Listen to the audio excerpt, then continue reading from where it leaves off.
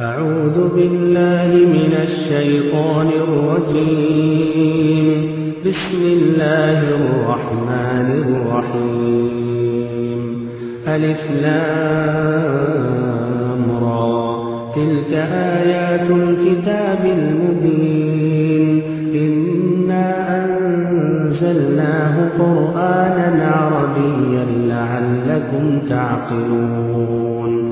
نحن نقص عليك أحسن القصص بما أوحينا إليك هذا القرآن وإن كنت من قبله لمن الغافلين. إذ قال يوسف لأبيه يا أبت إني رأيت 11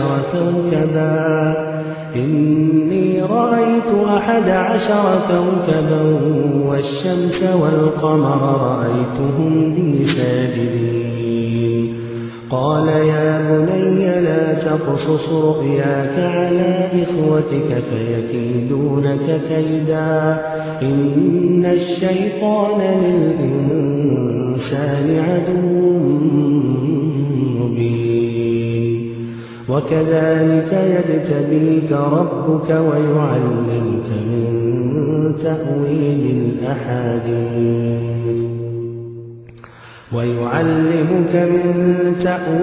الأحاديث ويتم نعمته عليك وعلى آل يعقوب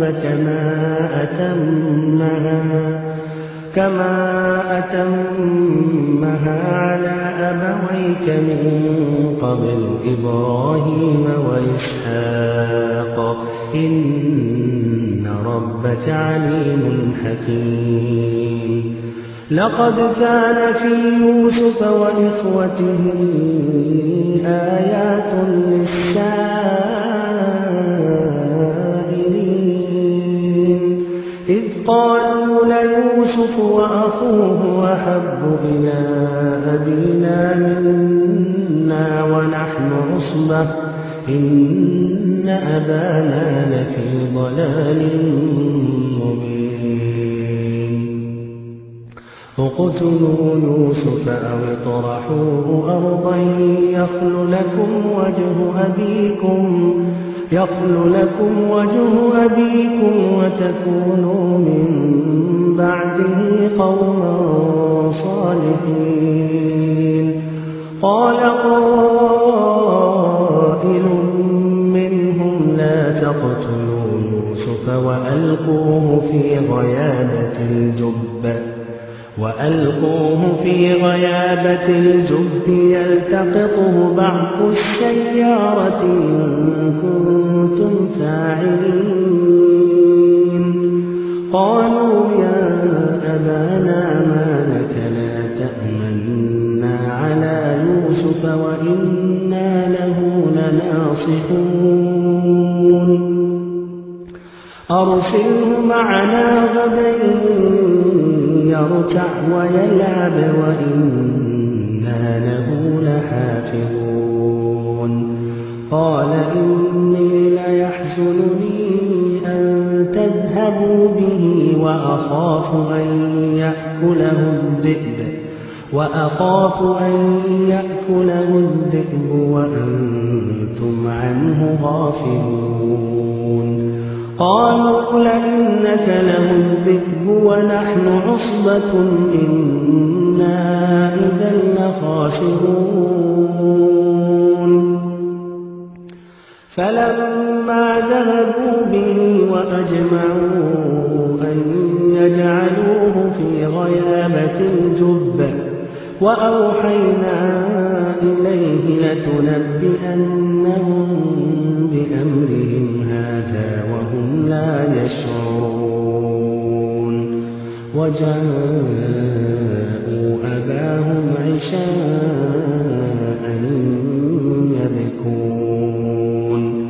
قالوا يا أبانا إنا ذهبنا نستبق وتركنا يوسف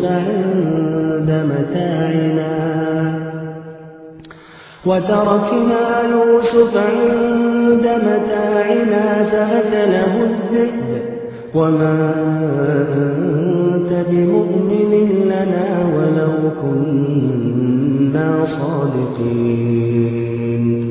وجاءوا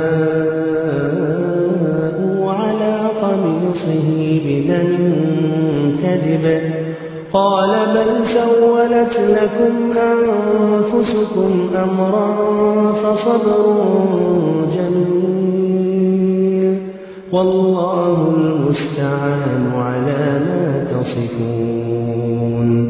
وجاءت سيارة فأرسلوا واردهم فأدلى دلوه قال يا بشرى هذا غلام وأسروه بضاعة والله عليم بما يعملون. وشروه بثمن بخس دراهم معدودة وكانوا فيه من الزاهدين. وقال الذي اشتراه من مصر لامرأته أكرمي مثواه عسى أن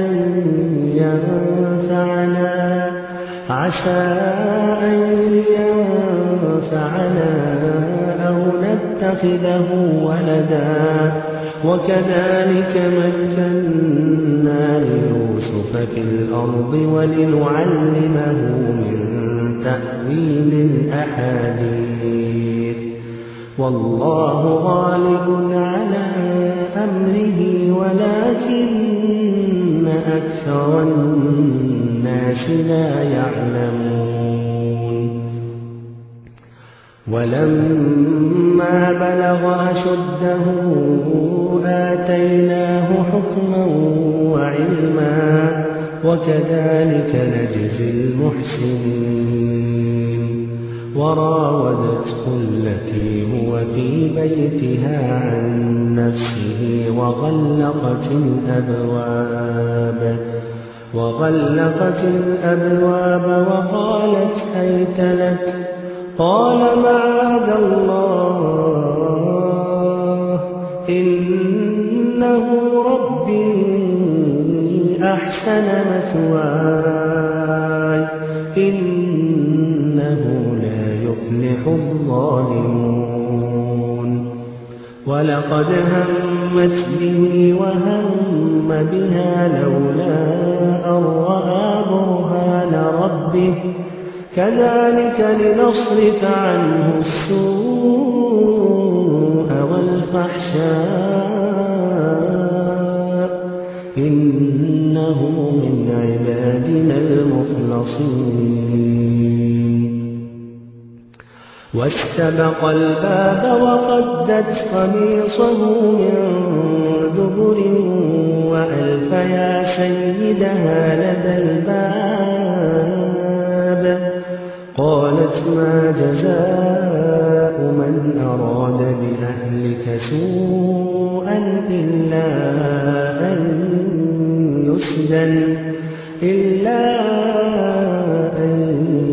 يسجن أو عذاب أليم. قال هي راودتني عن نفسي وشهد شاهد من أهلها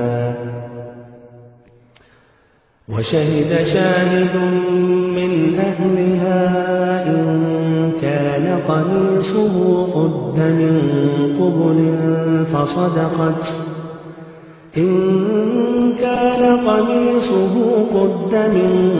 قبل فصدقت وهو من الكاذبين. وإن كان قميصه قد من دبر فكذبت وهو من الصادقين. فلما رأى قميصه قد من دبر قال إنه من كيدكن إن كيدكن عظيم. يوسف أعرض عن هذا واستغفري لذنبك إنك كنت من الخاطئين